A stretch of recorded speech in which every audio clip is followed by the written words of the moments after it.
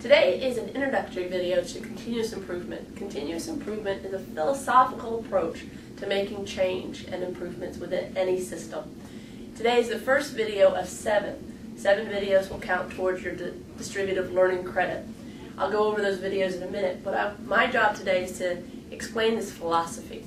It's not another gimmick, it's not another in and out sort of process that education has sent down. It's actually a business model. Continuous improvement is just that. How do we continuously improve?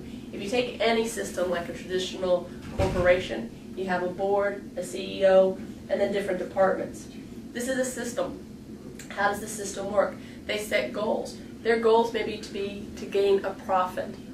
But if all of these different systems within the larger system are focusing on those goals autonomously, they all might be doing stuff towards a profit or sales, but doing it in different ways. Accounting could be cutting budgets. Well, sales needs that money in order to make sales calls. And so if they're not working in conjunction of the same goal, how do they reach it? How do they know what they're doing within the system?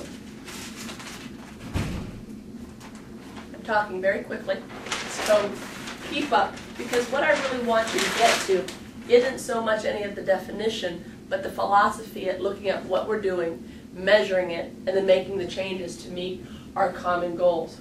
When a corporation then establishes what we call overarching goals, and everything that every department does has to answer to one of these overarching goals, then there's a synergy of everybody moving towards that. If accounting wants to do something that is counterproductive to what sales needs, then accounting can't do that because it doesn't go towards the overarching goals. Accounting does whatever they tend to want. Sometimes we all know that. But as a general rule, that's how we have to have continuous improvement. How are we sure that we're reaching our goals? Within each system, within the larger system, we have to set goals. And those goals, we've all used the acronym before, is SMART. We have to have strategic, measurable, attainable, result-driven, time-bound goals. Those goals must be in line with the overarching goal, and the measurable and attainable part is what you track throughout the time period, the time bound. A campus, a school, is a very similar system to a corporation. We have campus leadership, we have classrooms, athletics departments, whatever you want. There's tons of them. You guys all know what those are. If we're all working within our own systems in different directions, how are we moving a campus in the same direction? What do we need to do?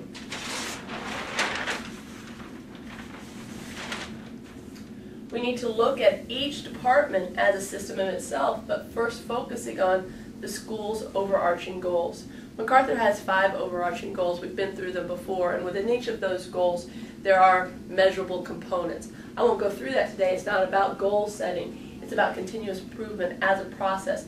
But those 5 overarching goals are, of course, student achievement, effective operations, how do we do business, the quality of teaching, administrating, and supportive staff. How do we make those people better and better all the time? And then, of course, in order to do all the things, we have to have a safe, healthy, and nurturing environment. That's number 4. And then we also have to consider our community, so enduring relationships with our stakeholders, our parents, and the community as a whole. So we have our overarching goals, our classroom goals, our teacher has goals, and then the students below have goals. So we're talking from a systemized approach. We have overarching school goals, and then the teacher has a goal or goals that align with the school goals, and then the students. How do we help the students set goals? Teaching isn't just about teaching, it's about the learning, and if our number 1 goal is student success, these students have to have goals. They have to have arrows all lining up in the same direction as the system as a whole. Continuous improvement. The bottom line about continuous improvement is moving students towards being responsible for their own learning. We all know this. This is a fundamental feeling inside of us. That's why we became educators. We know that students have to be accountable for their own learning. Somewhere along the line, though, we start to focus on a lot of other things, and we lose sight of how do we get them to do that. Well, we get them to do that by having continuous improvement. This philosophy of continuous improvement is a series of of tools. There's not one gimmick that's continuous improvement, but charting grades, making goals, mission statements, consensograms. There's a plethora of tools to help you measure your goals, assess your goals, have your goals on a timeline, and then change and adapt. Moving this whole idea of where are you and where do you want to go helps us teach kids to take responsibility for their learning.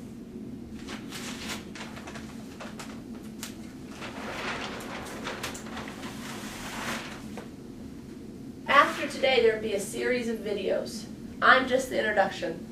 There are going to be some some tools that the teachers will show you that are being used right now in the classroom to help students and teachers, and ultimately the school, track their progress.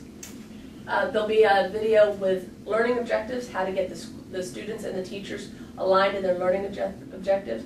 Most of the school this past year did mission statements. Video 4 will be about charting grades. Charting grades is so important. I can give a kid a grade and it says a 70 and he puts it in his book, and that's the last he knows about it. But when he knows where his 70 compares to a whole classroom, that has real power in helping kids take ownership of their learning.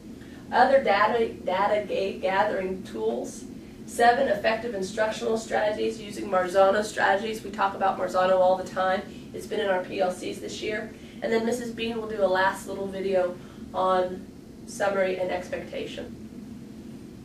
The thing I want you to get from continuous improvement is the philosophy that we have an overall system with overarching goals, and everybody has to be moving in the same direction.